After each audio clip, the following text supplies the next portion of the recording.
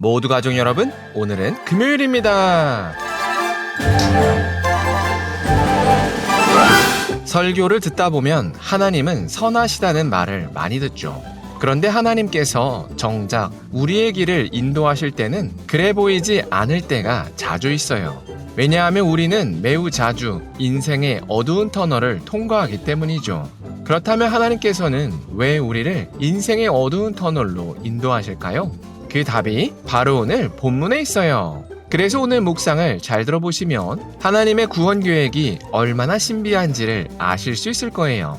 그러면 오늘도 묵상에 잘 참여해 주시고요. 꼭 댓글로 무엇을 느꼈는지를 나눠주세요. 그리고 이 묵상을 나눴으면 하는 사람에게 공유해 주시고요. 오늘도 좋아요와 구독 잊지 말아주세요. 아셨죠? 그러면 오늘 본문인 에스더 7장 듣고 올게요. 제7장. 왕이 하만과 함께 또 왕후 에스더의 잔치에 가니라.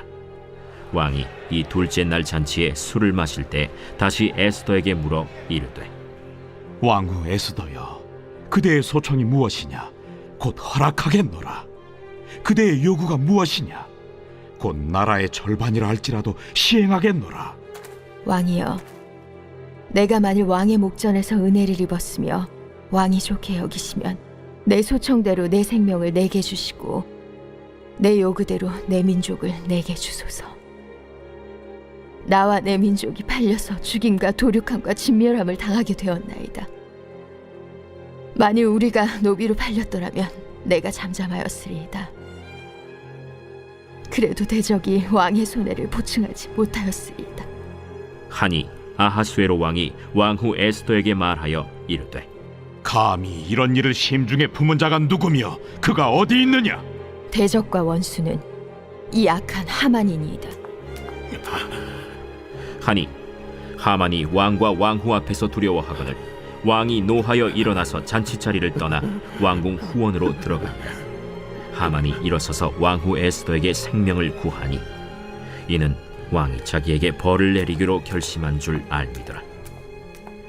왕이 후원으로부터 잔치자리에 돌아오니 하만이 에스더가 앉은 걸상 위에 엎드렸거늘 왕이 이르되, 저가 궁중 내 앞에서 왕후를 강간까지 하고자 하는가? 이 말이 왕의 입에서 나오매 무리가 하만의 얼굴을 싸더라. 왕을 모신 내시 중에 하르보나가 왕에게 아뢰되, 왕을 위하여 충성된 말로 고발한 모르드게를 달고자 하여 하만이 높이가 50규빗 되는 나무를 준비하였는데 이제 그 나무가 하만의 집에 섰나이다. 하만을 그 나무에 달라! 모르드게를 매달려고 한 나무에 하만을 다니 왕의 노가 그치니라.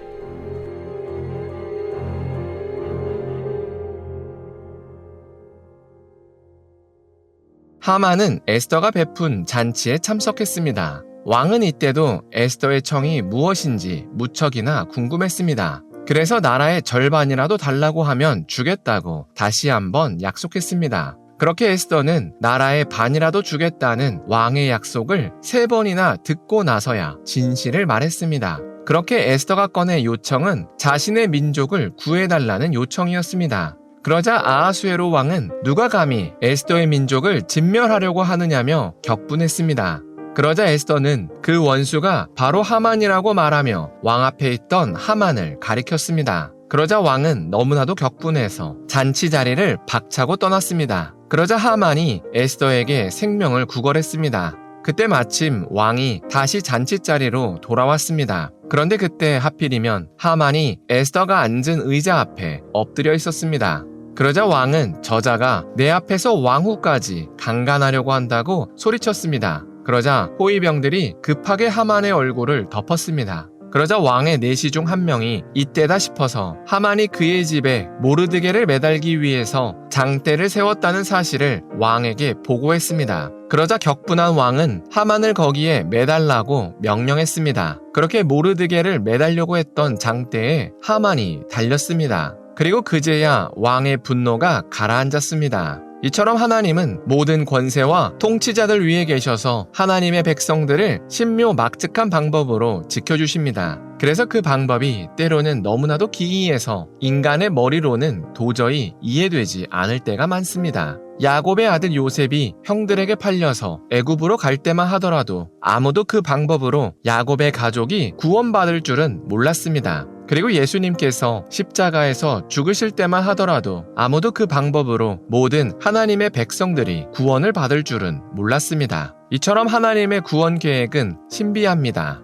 그래서 우리의 인생이 끝없는 어두운 터널을 지나고 있더라도 좌절하지 말아야 합니다. 왜냐하면 하나님께서 바로 그 방법으로 우리의 인생을 구원하실지 모르기 때문입니다. 하나님은 선하십니다. 그리고 하나님은 사람이 아니시기에 후회와 거짓이 없으십니다. 그러니 우리에게 허락하신 오늘이 우리의 인생을 구원하기 위한 가장 좋은 길입니다. 물론 지금 우리의 눈에는 도저히 우리가 처한 상황으로 우리의 인생이 구원받을 것이라고 믿어지지 않을 겁니다. 그러나 하나님의 구원 계획을 믿어야 합니다. 왜냐하면 하나님의 방법은 신묘막측하여 인간의 지혜로는 도저히 이해할 수 없기 때문입니다. 그래서 때로는 이 길이 실패의 길 같지만 돌아보면 승리의 길이었다고 고백할 겁니다. 그러나 이 고백은 오직 끝까지 믿은 자에게만 허락된 고백입니다. 그러니 오늘이 버겁고 힘들더라도 하나님을 믿고 끝까지 인내해야 합니다. 그래서 우리가 오늘 하루를 살 때 오늘이 아무리 인생의 어두운 터널을 통과할지라도 좌절하지 않았으면 좋겠습니다. 그래서 하나님께서 우리의 인생을 신묘막측한 방법으로 구원하는 것을 경험했으면 좋겠습니다. 기도하겠습니다. 사랑의 하나님, 에스더의 고발로 하만이 자신의 장대에 매달린 것을 나눴습니다. 이처럼 하나님의 구원 방법은 신묘막측하다고 고백합니다. 그래서 우리의 오늘이 인생의 어두운 터널을 통과할지라도 좌절하지 않게 하여 주시옵소서. 그래서 하나님께서 우리의 인생을 신묘막측한 방법으로 구원해 주실 것을 경험하게 하여 주시옵소서. 예수님의 이름으로 기도합니다. 아멘.